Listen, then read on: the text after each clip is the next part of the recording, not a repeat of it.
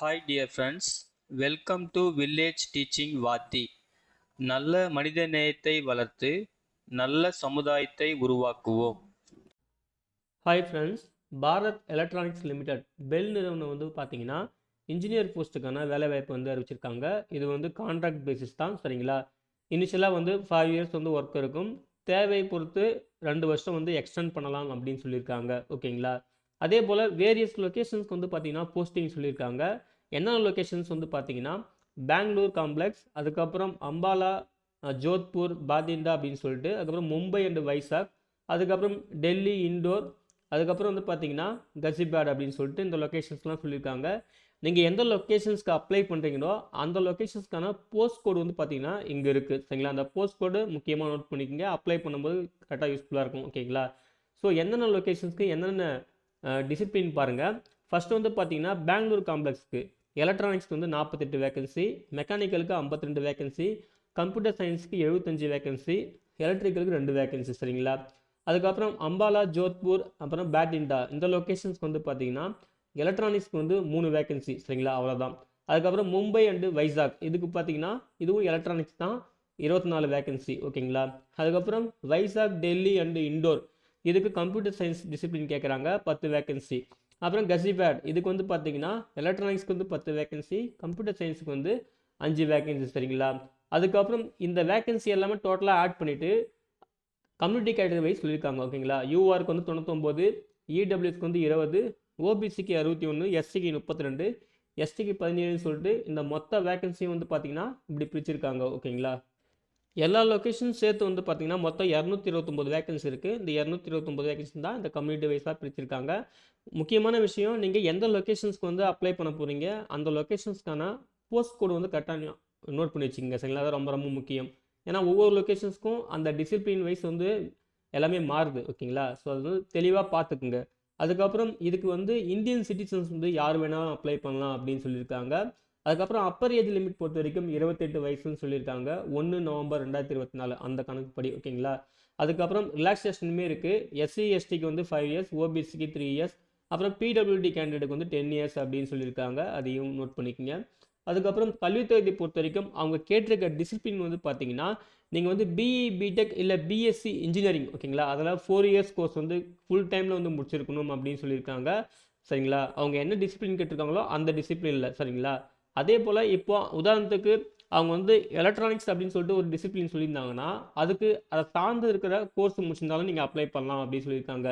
இப்போ எலக்ட்ரானிக்ஸ்க்கு என்னென்ன கோர்ஸ்லாம் அப்ளை பண்ணலாம், மெக்கானிக்கலுக்கு அதே போல் என்னென்ன கோர்ஸ், கம்ப்யூட்டர் சயின்ஸுக்கு என்னென்ன கோர்ஸ், எலக்ட்ரிக்கலுக்கு என்னென்ன கோர்ஸ் சொல்லிட்டு அதை சார்ந்து இருக்கிற அந்த கோர்ஸ் படிச்சிருந்தாலுமே நீங்கள் அப்ளை பண்ணலாம்னு சொல்லிட்டு இந்த டேபிளில் கிளியராக சொல்லியிருக்காங்க. கரெக்டாக செக் பண்ணிக்கோங்க, சரிங்களா? அதுக்கப்புறம் பார்த்தீங்கன்னா மினிமம் ஃபஸ்ட் கிளாஸில் நீங்கள் பாஸ் பண்ணியிருக்கணும் அப்படின்னு சொல்லியிருக்காங்க. ஆனால் எஸ்சி எஸ்டி பிடபிள்யூடி கேண்டிடேட்டாக இருந்தீங்கன்னா நீங்கள் பாஸ் பண்ணாலே போதும் அப்படின்னு சொல்லியிருக்காங்க. ஆனால் இவங்களை தவிர்த்து மற்ற எல்லா கேண்டிடேட்டும் பார்த்தீங்கன்னா யூஆர், ஓபிசி, இடபிள்யூஎஸ்லாம் பார்த்தீங்கன்னா மினிமம் ஃபஸ்ட் கிளாஸில் தான் நீங்கள் டிகிரி பாஸ் பண்ணியிருக்கணும், சரிங்களா? அதுக்கப்புறம் பிளேஸ் ஆஃப் போஸ்டிங் நம்ம ஆல்ரெடி சொல்லியாச்சு. நீங்கள் எந்த லொக்கேஷன்ஸ் அப்ளை பண்ணுறீங்களோ அதுக்கான போஸ்ட் கோடு பார்த்துக்குங்க அப்படின்னு சொல்லிட்டு இந்த டேபிள்லையுமே ஒரு டைம் கிளியராக சொல்லியிருக்காங்க. கரெக்டாக செக் பண்ணிக்கோங்க, சரிங்களா? எப்படி செலக்ட் பண்ணுவாங்க அப்படின்னு பார்த்தீங்கன்னா ஃபஸ்ட்டு நீங்கள் அப்ளை பண்ணுறீங்க இல்லையா, அது ஸ்க்ரீனிங் பண்ணுவாங்க. ஸ்க்ரீனிங் பண்ணிவிட்டு ஷார்ட் லிஸ்ட் பண்ணுவாங்க. ஷார்ட் லிஸ்ட் பண்ணதுக்கப்புறம் அவங்களுக்கு பார்த்தீங்கன்னா கம்ப்யூட்டர் பேஸ்டு டெஸ்ட் சிபிடி இருக்கும். அது பெங்களூரில் தான் நடக்கும் அப்படின்னு சொல்லியிருக்காங்க. சிபிடியோட பர்ஃபார்மன்ஸ் பேஸ் பண்ணி பார்த்தீங்கன்னா உங்களுக்கு இன்டர்வியூக்கு ஷார்ட் லிஸ்ட் பண்ணுவாங்க. இன்டர்வியூமே பெங்களூர் தான் நடக்கும் அப்படின்னு சொல்லியிருக்காங்க. ஸோ ஃபைனல் செலெக்ஷன் பார்த்தீங்கன்னா சிபிடி இன்டர்வியூ இதை பேஸ் பண்ணி தான் நாங்கள் செலக்ட் பண்ணுவோம் அப்படின்னு சொல்லியிருக்காங்க, சரிங்களா? அதே போல் பார்த்தீங்கன்னா உங்களுக்கு கால் லெட்டர் பார்த்தீங்கன்னா நாங்கள் மெயிலெலாம் சென்ட் பண்ண மாட்டோம். நீங்கள் அஃபிஷியல் வெப்சைட்டில் போய் டவுன்லோட் பண்ணுற மாதிரி தான் இருக்கும் அப்படின்னு சொல்லியிருக்காங்க. சிபிடி மொத்தம் 85 மார்க் இருக்கும். ஜென்ரல் ஆப்டிடியூட், டெக்னிக்கல் ஆப்டிடியூட்னு சொல்லிட்டு இந்த டாபிக்லாம் அப்படி இருக்கும். அதுக்கான சிலபஸும் கொடுத்துருக்காங்க, கரெக்டாக செக் பண்ணிக்கோங்க. மினிமம் குவாலிஃபைங் மார்க் பார்த்தீங்கன்னா ஜென்ரல், ஓபிசி, இடபிள்யூஎஸ்க்கு 35%, எஸ்சி எஸ்டி பிடபிள்யூடி கேண்டிடேட்டுக்கு 30% அப்படின்னு சொல்லியிருக்காங்க. கரெக்டாக நோட் பண்ணிக்கோங்க, சரிங்களா? அதே போல் கம்ப்யூட்டர் பேஸ்டு டெஸ்ட் பார்த்தீங்கன்னா டென்டேட்டிவாக டிசம்பர் 2024 நடக்கும் அப்படின்னு சொல்லியிருக்காங்க, ஓகேங்களா? அப்புறம் பே ஸ்கேலை பொறுத்த வரைக்கும் 40,000லேருந்து 1,40,000 வரைக்கும் இருக்கும் அப்படின்னு சொல்லியிருக்காங்க. அப்புறம் ப்ளஸ் அலவன்சஸ்லாம் இருக்கும்னு சொல்லியிருக்காங்க.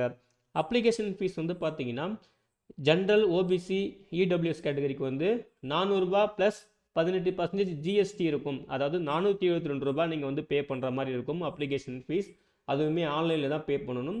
எஸ்சி எஸ்டி பிடபிள்யூடி கேண்டிடேட் அப்புறம் எக்ஸ் சர்வீஸ்மேன் இவங்களுக்குலாம் வந்து பார்த்தீங்கன்னா அப்ளிகேஷன் ஃபீஸ்லாம் இல்லை அப்படின்னு சொல்லியிருக்காங்க. ஃபீஸ் வந்து ஒன்ஸ் பே பண்ணிவிட்டு அவ்வளோதான், நாட் ரீஃபண்ட் அப்படின்னு சொல்லியிருக்காங்க. ஓகேங்களா.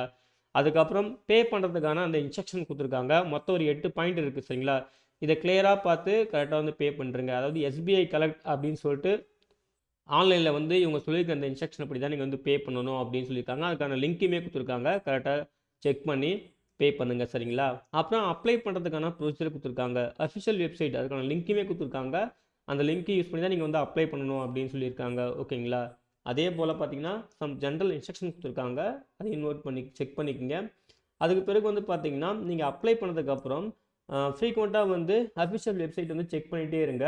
ஃபர்தராக எது இன்ஃபர்மேஷன் அப்டேட் எதாவது இருந்தால் உங்களுக்கு அப்போ தான் தெரியும் அப்படின்னு சொல்லியிருக்காங்க சரிங்களா. அதே போல் நீங்கள் வந்து சிபிடிலையும் சரி இன்டர்வியூலையும் சரி நீங்கள் வந்து செலக்ட் ஆகிட்டீங்க அப்படின்னு பார்த்தீங்கன்னா உங்களை செலக்ட் பண்ணிட்டாங்கன்னு பார்த்தீங்கன்னா ஒரு டாக்குமெண்ட் வெரிஃபிகேஷன் இருக்கும். டாக்குமெண்ட் வெரிஃபிகேஷன் அப்போ நீங்கள் என்னென்ன டாக்குமெண்ட்லாம் கொண்டு வரணும்னு சொல்லிட்டு ஒரு லிஸ்ட் கொடுத்துருக்காங்க. இந்த லிஸ்ட்டுமே கரெக்டாக செக் பண்ணிக்கோங்க. மொத்தம் 9 லிஸ்ட் இருக்குது. ஸோ உங்களுக்கு என்னென்ன அப்ளிகேபிள் என்னென்ன டாக்குமெண்ட்லாம் அப்ளிகபிளாக இருக்கோ அதை கரெக்டாக வந்து எடுத்துகிட்டு போகணும் அப்படின்னு சொல்லியிருக்காங்க. ஓகேங்களா. அதுக்கப்புறம் லாஸ்ட் டேட் வந்து பார்த்தீங்கன்னா 10 டிசம்பர் 2024 அப்படின்னு சொல்லியிருக்காங்க சரிங்களா. அதுக்கப்புறம் உங்களுக்கு ஏதாவது அப்ளிகேஷன் ரிலேட்டடாக டவுட் இருக்குன்னா நீங்கள் வந்து இந்த மெயில் ஐடிக்கோ இல்லை இந்த டெலிஃபோன் நம்பருக்கோ நீங்கள் வந்து காண்டாக்ட் பண்ணி உங்கள் டவுட் வந்து கிளியர் பண்ணிக்கலாம் அப்படின்னு சொல்லியிருக்காங்க. அதுக்கப்புறம் இன்னொரு மெயில் ஐடியுமே கொடுத்துருக்காங்க. சரி நோட் பண்ணிக்கோங்க சரிங்களா. இதுதான் இந்த பெல் நிறுவனம் வர வச்ச இன்ஜினியர் போஸ்ட்டுக்கான முக்கியமான விவரங்கள் சரிங்களா. இது வந்து ஒரு கான்ட்ராக்ட் பேசிஸ் தான். ஸோ கரெக்டாக வந்து நோட் பண்ணிக்கோங்க. லாஸ்ட் டேட் வந்து பார்த்தீங்கன்னா 10 டிசம்பர் 2024 ஓகேங்களா.